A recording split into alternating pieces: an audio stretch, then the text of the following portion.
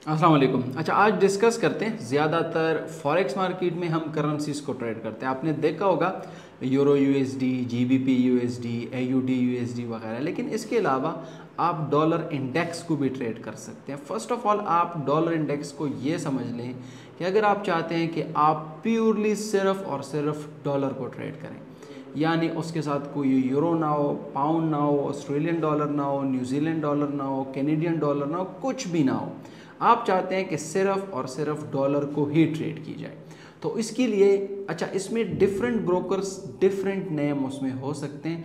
Trading view में अगर आप सर्च करना चाहें तो वो है DXY, डॉलर इंडेक्स। अब DXY बेसिकली एक इंडेक्स है जिसको ड्रॉ किया गया है। अगर तो फॉर एग्जांपल अगेंस्ट यूरो ज़्यादातर जो इम्पैक्ट आता है, अगर डॉलर इंडेक्स ऊपर जाता है सबसे ज़्यादा जो इम्पैक्ट आएगा वो यूरो पे आएगा, फिर उसके बाद पाउंड पे आएगा, फिर उसके बाद जापानीज यान, Australian dollar, New Zealand dollar, Canadian dollar पे आता है। लेकिन डॉलर इंडेक्स की वजह से यूरो बहुत ज़्यादा इम्पैक्ट होता है।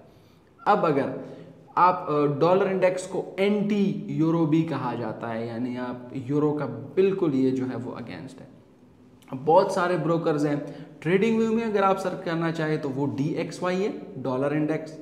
इसी तरह कुछ ब्रोकर में इसका UST भी नाम है, USD भी नाम है, और USX भी मैंने कहीं पे देखा है जो डॉलर इंडेक्स को नाम दिया जाता है। तो उसमें आप सिंपली क्या कर सकते हैं, डॉलर को ट्रेड कर सकते हैं विदाउट एनी पेयर। किसी करेंसी की ज़रूरत नहीं है, सिर्फ आप डॉलर इंडेक्स को ट्रेड करें।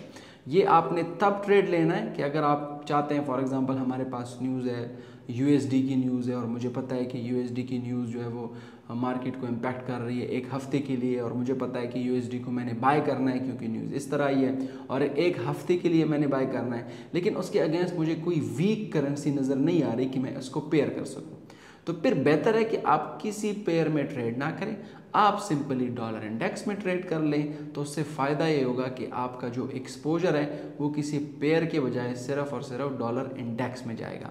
तो बहुत सारे ब्रोकर्स में इसके नाम डिफरेंट हो सकते हैं। अगर आपने फाइंड आउट करना है, सिंपली आप DXY ट्रेडिंग व्यू में देखिए उसका रेट क्या चल रहा है, और फिर आप MT4 में अपना ढूंढे जो भी उसका सेम रेट चल रहा है, तो आप ये समझ जाए, और सेम नेम, तकरीबन सेम नाम ही होगा, सेम मूवमेंट ही होगी, तब आपको पता चलेगा कि ये डॉलर इंडेक्स ही है। लेकिन डॉलर इंडेक्स जो है वो एंटी यूरो है।